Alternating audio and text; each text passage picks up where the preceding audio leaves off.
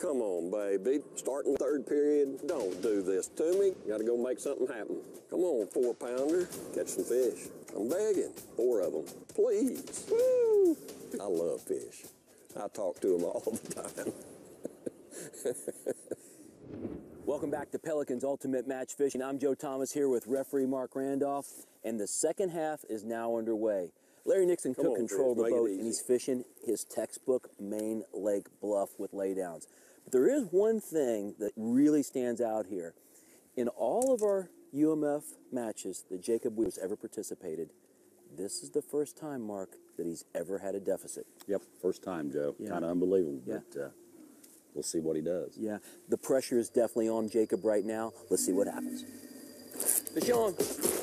I saw him lift that rod tip, and that fish just was soft on there. And keeper number 2 for Larry Nixon. That didn't take long. Easy keeper.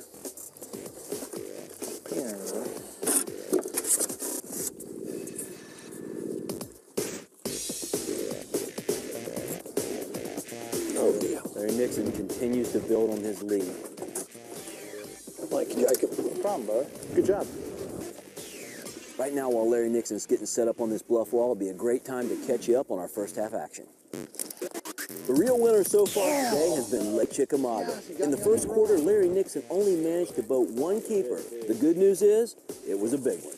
In the second quarter, Jacob Wheeler only boated 2 keepers, each barely over 15 inches. So while the fishing hasn't been fast and furious, this match is basically dead even. And with each angler managing to ring up 1 penalty each, this match will be won or lost in the second half. Fish on, fish on. Is that a smallmouth? Well, I'm going to tell you something. That ain't a smallmouth, so that's a 50-50. That's half spot, half smallmouth. That's a meanmouth, right? That is a meanmouth. Is he legal in... Meanmouth is legal. Larry Nixon just boated a nice bass that I thought at first was a smallmouth, but when he boated it, he realized it's a meanmouth bass, which is qualified as a spotted bass. So therefore, it only has to be 12 inches in length. It is a meanmouth. And the definition of the rule is that the fish has to have a tongue patch in order to be a spotted bass. So Larry says it has that. We're going to verify that at weigh-in, but right now, Larry Nixon has 3 in the box. How much time I got? 21. 21? Oh, shoot. We got to go. Oh, my gosh.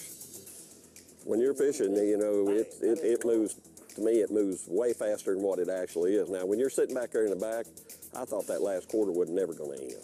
But it goes by fast. And when I asked him that question, I really thought I had about 30 minutes because I wanted to make a run. And he said 21. I said, oh, he got long. Can I fish between y'all and the bank? Thank you. Well, Larry Nixon continues to fish these vertical bluffs, and that's the same pattern that he used to make it to the semifinals. He's pitching that jig on fluorocarbon, and he's catching a lot of bass. Fish on. Wow. Whoa, big one. Number 4 for Larry Nixon. Good job, Larry. Nice job, buddy. My 4th fish was real key. And there was a crappie fisherman sitting right there up against the bank almost, you know, and I run up there, and when I noticed they had bobbers out, I said, oh, I'm going to ask them if I can fish the bank behind them, and they obliged, and I instantly caught a nice bass. That is so big right now. Larry Nixon pulled the trolling motor up, made about a 5-minute run, dropped the trolling motor, 2 casts, puts another keeper in the boat, number 4. He continues to build his lead over Jacob Wheeler. He's catching bass. He says, I need 1 more. I wasn't really worried about it because that was the reason I picked the 4th period, 2nd and 4th, because I wanted to control my own destiny. You know, I felt like I knew the lake well enough that if I could, you know, if I get put in a pinch, I could put a few key fish in the boat and close this thing out.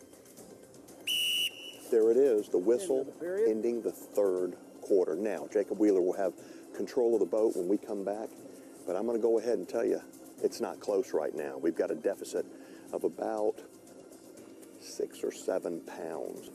It's all about you, big boy. Your ass is behind now, big time. That's the end of a very exciting 3rd quarter where Larry Nixon extended his lead. Good luck, dude. Thanks, I appreciate it, Larry. We're going to see if we can't go Great catch a couple fish. We'll see, guys. Time to go get them. 4th period, back's against the wall. I got to make a decision. I got to find a way to catch a few fish. And I went to an area that I felt like I could get a bite. You know, that was the biggest thing, is going to these areas when it's flat, calm, and sunny. Those are the worst fishing conditions you can possibly have. Fish on. It's a good one. It's a really good one on that little crankbait. Barely got Huge, it. huge here for Jacob Wheeler. Barely got it. Fish has barely got the bait. Come here, baby. Come here. Come here. Staying on the front deck to avoid the penalty. Got it. That is huge right now for Jacob Wheeler. He has got bass number 3. I don't think I have to emphasize how critical that fish was to Jacob Wheeler. He just took a gap about that big, and he made it that big. You know, this is perfect. Momentum swing. You know, in this sport, it's all about momentum, and when I got that fish in the boat, you know, I could feel the things going my way. Jacob Wheeler said he's going to cover a lot of water in this 4th quarter, and we're seeing he's moved 5 or 6 times already, and he's on the move again. After I catch this fish, I run a few more places. Don't get bit. Now I have a decision to run to an area where I'm going to settle down in, or run 4 or 5 more places that are one cast deals. And if they're there, I'm going to catch them. If they're not, I'm not going to catch them. It's like as simple as that. I'll hit 5 places. I'll hit 3 places down here, and I'll, you know, if they're there, I'll catch them. If not, you'll win. Simple as that, you know. I run, make a long run, pull up, make a cast. You know, there's boats on the bank and people on the bank fishing and stuff like that. And I hook one. Fish on. It's a big one. This is it right here, guys. I can tell you right now, this is the one that Jacob Wheeler needs to put Larry Nixon on ice.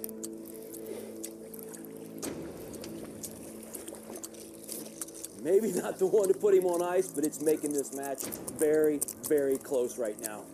Number 4 for Jacob Wheeler. God, I hate this last 30 minutes. Now, obviously, I'm just eyeballing these fish, and I'm watching what's being caught, but right now, literally, it is neck and neck. And I'm like, oh, son, it's a good one, you know. And I felt like it was a pretty good quality fish. I knew it was for sure a keeper, hopefully a 4 or 5 pounder. You know, came up 2 3/4, you know, 2 1/2, 2 3/4. Got the fish in the boat, good deal. I know there's more than where that came from. Fish on. Oh, that was a keeper too, and it pulled off. That's huge. Gosh, can't get a little break. Make another cast, crank down through there. There he is. Feels like a good fish. Not a great big one. You know, 1 3/4, 2 pounder, keeper. Comes to the top of the water. And the crankbait goes the other way, and fish swims off the opposite way. So comes off, you know. And that's a tough deal, but that decision right there was a tournament-winning decision. That's the end of the match. Quit farting with that bait and reel it in. Big and eat it.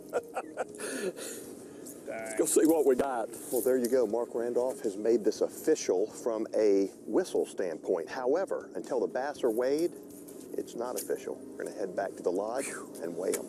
Oh, boys. I've done this for 39 years. I've done the best job I could do today, win, lose, or draw. Heck of a match. Ultimate match.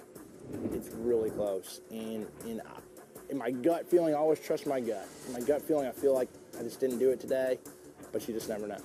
Without a doubt, this is the match that I was waiting for. Yeah. And Fish, it lived up to the reputation, buddy. But when it was all said and done, I gotta send one of you guys packing. And it literally almost puts a tear in my eye by 0.26 pounds.